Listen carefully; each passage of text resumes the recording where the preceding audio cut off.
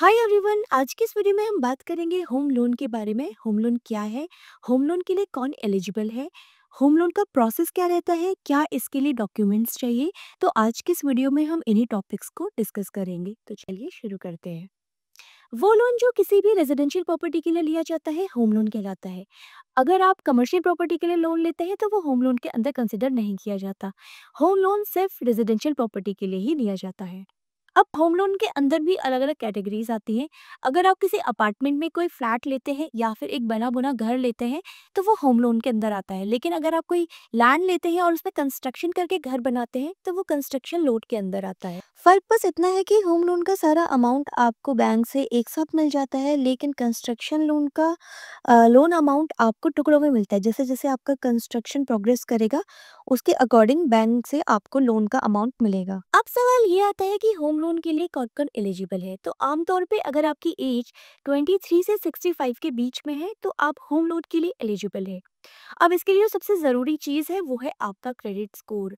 अगर आपका credit score low या फिर पुअर है तो आपका होम लोन एप्लीकेशन रिजेक्ट हो जाएगा। तो होम लोन में अप्लाई करने के लिए एक अच्छा क्रेडिट स्कोर होना बहुत ज़रूरी है। चाहे आप सैलरीड हो, आपका अपना बिजनेस हो या फिर आप एक गवर्नमेंट एम्प्लॉय हो, आप होम लोन के लिए अप्लाई कर सकते हैं। लेकिन इसके लिए आपकी हर मंथ एक स्टेबल इनकम होनी बहुत ज़रूरी है। अगर आपकी गवर्नमेंट जॉब है तो आपको इजीली होम लोन मिलने के चांसेस रहते हैं।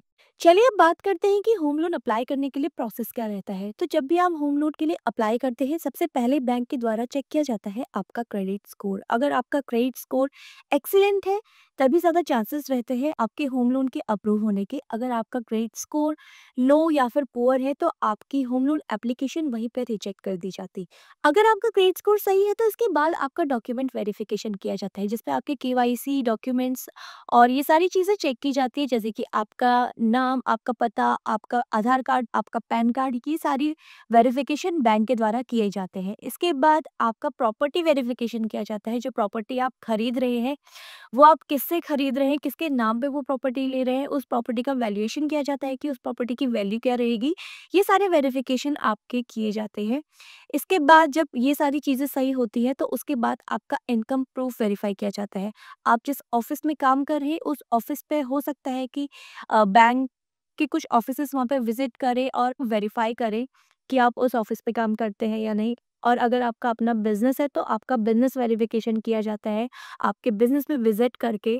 जब ये सारी चीज़ें आपकी सही निकलती है तो आपको बैंक की तरफ से एक सैंक्शन लेटर दिया जाता है जिसमें आपका लोन अमाउंट और उस पे आपका कितना इंटरेस्ट लगेगा, ये सारी लोन से जुड़ी हुई सारी इन्फॉर्मेशन लिखी होती है। जब आप उसे एक्सेप्ट कर लेते हैं तो आपका लोन अप्रूव हो जाता है। लोन अप्रूव होने के बाद आप वो लोन अमाउंट ट्रांसफर करते हैं बिल्डर को जिससे आपने वो प्रॉपर्टी खरीदी है, और आपके प्रॉपर्टी के पेपर्स रहते हैं बैंक के पास जब तक आपका लोन कंप्लीट नहीं हो जाता। तो ये रहता है आपका होम लोन अप्लाई करने का प्रोसेस। चलिए अब बात करते हैं कि होम लोन अप्लाई करने के लिए ज़रूरी डॉक्यूमेंट्स क्या हैं। इसके लिए जो सबसे पहला ज़रूरी डॉक्यूमेंट है वो है identity and address proof. Aadhaar card, pan card, voter ID, passport और ड्राइविंग लाइसेंस, इनमें से कोई भी एक डॉक्यूमेंट आप एज आइडेंटिटी प्रूफ या फिर एड्रेस प्रूफ दे सकते हैं। बात करते हैं अगले डॉक्यूमेंट की, तो वो है इनकम प्रूफ। इसके लिए आपको अपना इनकम प्रूफ भी देना होगा, जैसे कि आपके लास्ट 3 to 6 मंथ के सैलरी स्लिप या फिर फॉर्म 16 और आईटीआर, लास्ट 2 ईयर्स की आईटीआर आपको जमा करनी होगी। इसके बाद अगर आपका खुद का बिजनेस है तो आपको income tax return for last 2-3 years और प्रॉफिट एंड लॉस स्टेटमेंट और बैलेंस शीट 2-3 साल की, ये भी आपको जमा करनी होगी। प्रॉपर्टी डॉक्यूमेंट्स इसके लिए रिक्वायर्ड हैं, जैसे कि सेल अग्रीमेंट और अलॉटमेंट लेटर।